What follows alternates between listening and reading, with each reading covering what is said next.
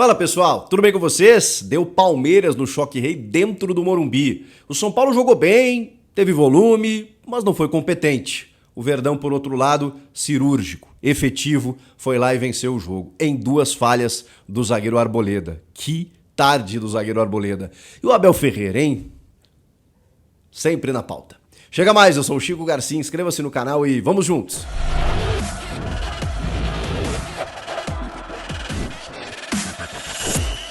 O Abel Ferreira, ele é chato, mas ele ganha, né? Vou chegar nele. Vamos comentar e falar sobre essa vitória palmeirense no Morumbi, impressionante, né? Eu acabei de falar sobre a vitória do Flamengo sobre o Grêmio, que foi mais ou menos parecida, né? Um time que tem o controle com a bola, né? Que cria mais oportunidades, mas e que tem um adversário que vai lá e resolve ser letal. Foi o que aconteceu no Maracanã, foi o que aconteceu no Morumbi. O São Paulo jogou bem, acho que jogou melhor do que em outras partidas, criou muitas oportunidades, obrigou o Everton a trabalhar, teve bola na trave e poderia ter tido melhor sorte no placar. Quando você olha um 2-0 e assiste o jogo, não os melhores momentos, eu digo o jogo mesmo, você percebe que o São Paulo poderia ter conquistado pelo menos um empate, vai. Mas o Palmeiras não tá nem aí pra isso. E achei até interessante porque é um time que se adapta muito, né? É um time muito regular, a gente já falou sobre isso várias vezes. E percebeu, acho que percebeu pelo enfrentamento, pela dificuldade do jogo, ser no Morumbi contra o São Paulo, no momento que tá o São Paulo, que o São Paulo poderia controlar as ações do jogo. E aí você controla o espaço. E aí você tenta impedir que aquele time crie chances mais claras, digamos assim. Até o São Paulo conseguiu furar muitas vezes esse bloqueio em algumas finalizações, mas lá tem o melhor goleiro do Brasil, né? E quando ele não vai na bola, a trave ainda acaba ajudando. Numa cabeçada do Arboleda, vejam só, que o futebol é tão maluco que ele ainda poderia ter sido poderia ter atenuado a sua atuação na partida, mas não foi o que aconteceu. O jogo começa com 2 minutos e um pênalti marcado por São Paulo. E de repente o jogo terminou 2-0 pro Palmeiras. Porque o pênalti não existiu, né? O Mike cabeceia no próprio braço e a orientação aos árbitros é quando a bola vem do próprio corpo, né? Você não tem intenção de acertar aquela bola, menos que a bola tá entrando no gol, né? E você chuta a bola, vou dar um exemplo, né? Ou cabeceia a bola e ela bate no seu braço, impedindo a bola de entrar no gol. É a única exceção para você marcar pênalti, inclusive expulsar o jogador nessa ocasião. Nesse lance, né, que o Mike vai tirar um chute meio mascado do Luciano, ele cabeceia, a bola bate no seu braço. Eu sei que a intenção foi retirada da regra, mas a orientação nesses casos, nesse lance similar, é não marcar penalidade. Tanto que o Klaus vai ao VAR, percebe o erro, né, com a bola ali em velocidade, corrige e desmarca a penalidade. A arbitragem ela foi pauta em outros momentos, como por exemplo uma chegada do Caleri, com o cotovelo, o braço, sei lá, nas costas do zagueiro Luan. E aí o Abel Ferreira simplesmente surta, enlouquece, dá uma encarada no Caleri, que mantém a calma, que mantém a tranquilidade, mas o Abel desesperado, pedindo cartão amarelo, vermelho, sei lá, pro Rafael Klaus. E o Klaus, ele tem um perfil mais de acomodar as coisas. Eu acho que o Abel ali tinha que ter sido expulso, pela forma veemente como ele encara o jogador do São Paulo, fora de campo, ele não tem que fazer isso, sendo treinador, e também como ele reclama assintosamente do árbitro. Tá lá no manual de regras. Reclamar assintosamente, na verdade, é contrariar as decisões da arbitragem de forma assintosa.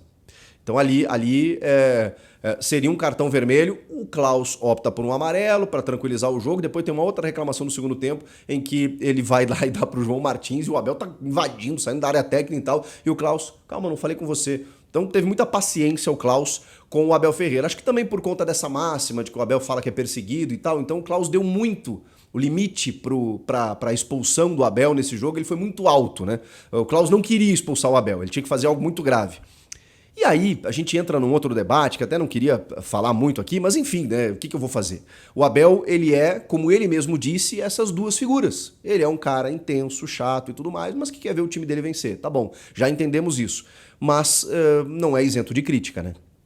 Porque você não vê o Dorival, por exemplo, só para ficar no jogo, tá? Não tô nem comparando com os técnicos brasileiros, não, tô falando dos técnicos que estavam em campo. Você não vê o Dorival tendo esse tipo de postura, né?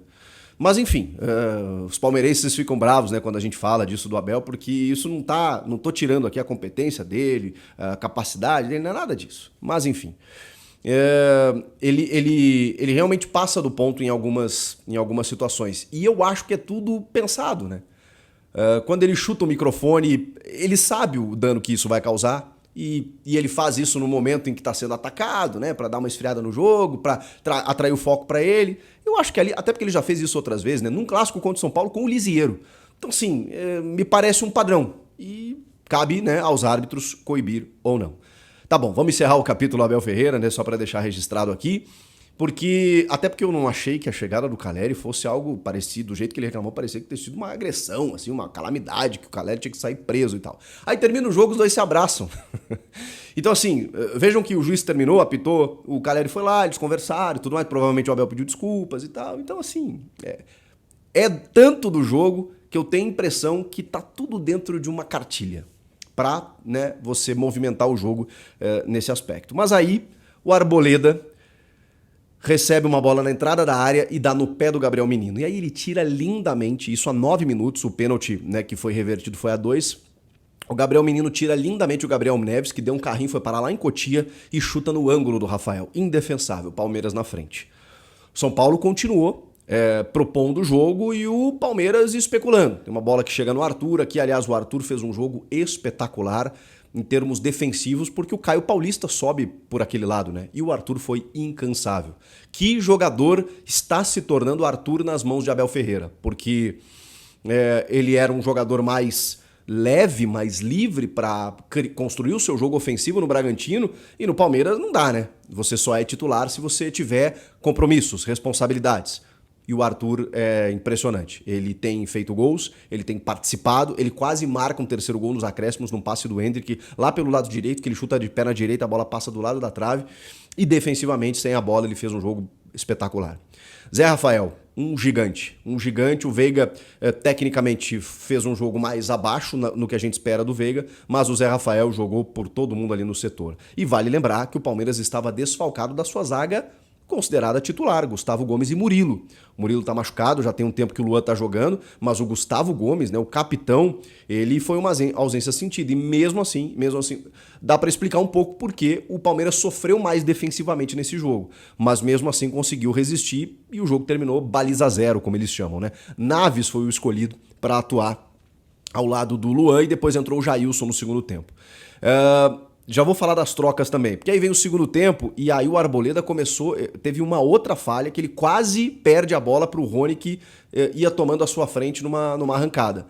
E aí depois ele vai sair jogando também, dá um passe curto e o Hendrick rouba a bola, o Hendrick que entra no segundo tempo. E aí o Hendrick, com 16 anos, jogando no Morumbi, torcida toda contra, num clássico, arranca em direção ao gol adversário, como se estivesse jogando uma pelada no seu condomínio, no seu bairro, no seu pátio, na rua de casa, e desfere um chutaço no ângulo. Impressionante. A gente às vezes cobra demais do Hendrick, e eu gosto sempre de frisar. Olhem o que esse menino está fazendo aos 16 anos, né? A cobrança, porque ele não vai decidir todos os jogos, ele não vai resolver todos os jogos, ele vai fazer isso. E para ele fazer isso, já é muito na idade que ele está. Não é à toa que ele já está negociado para o Real Madrid. Onde você estava com 16 anos? Aquela perguntinha, né?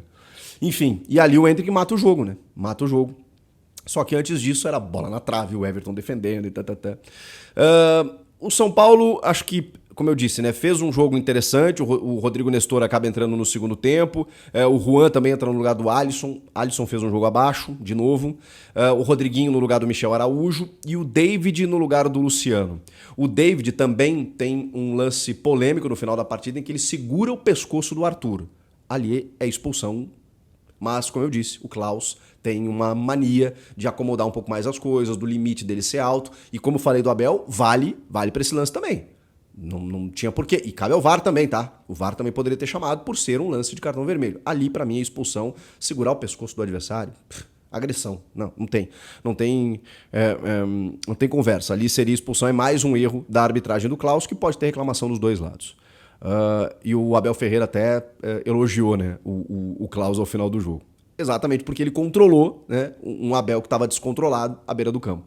E o Pablo Maia acaba expulso, né, no finalzinho, porque ele dá uma chegada, né, no lado esquerdo do campo aqui defensivo e já tinha cartão amarelo e acabou expulso.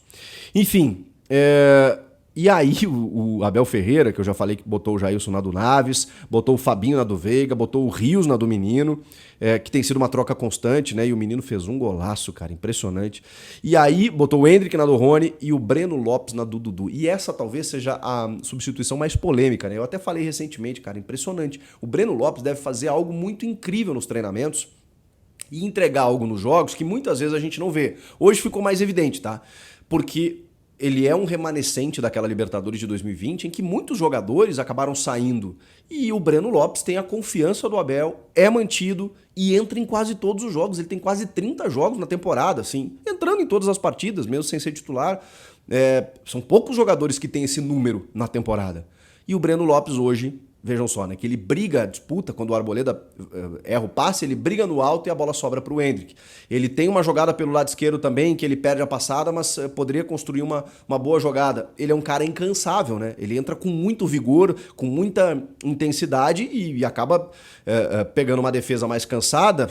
Complica tudo, a bola masca, né? Sai mascada, o time vai tentar sair com a bola, tá o Breno Lopes lá correndo que nem um doido lá, ou quando ele pega a bola, né, pra ser um ponteiro, ele às vezes carece de uma qualidade técnica maior, mas eu gosto muito do chute dele, acho que ele tem um chute muito potente. E às vezes, né, ele não consegue ter a mesma, digamos assim, o mesmo refino técnico, mas ele é um cara incansável quando ele entra. É por isso que o Abel coloca. E ele foi importante nessa vitória também. Vitória fundamental do Palmeiras, fora de casa, que não deixa o Botafogo desgarrar, né, porque o Botafogo também venceu na rodada. E ao São Paulo, o entendimento de que pegou um time muito complicado, vai pegar na Copa do Brasil também, que serão outros jogos completamente diferentes, mas entender que dá para enfrentar bem o Palmeiras. Se tivesse um pouquinho mais de competência, poderia ter complicado mais o jogo para o Palmeiras. Não sei se o Palmeiras não venceria igual, mas poderia ter complicado o resultado. Não foi o que aconteceu, o Palmeiras acabou sendo mais efetivo e o futebol, o que vale é isso, meus amigos. É bola na rede, é efetividade, é competência e por isso o Verdão venceu. Vocês viram diferente? Comentem aqui, inscreva-se no canal e eu volto na próxima. Tchau!